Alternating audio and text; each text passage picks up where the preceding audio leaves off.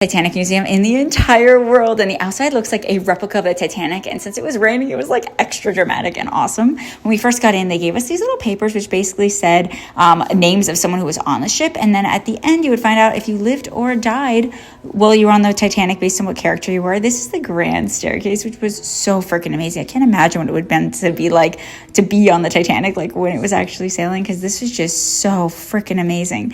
Then we saw the first class cabins, which as you can see were really nice, and they were super expensive back in the day to get one of these cabins. Like you had to be like ultra rich to get into this cabin, but it was really cool to see it, what like the extra rich people on the Titanic ended up being in their cabins.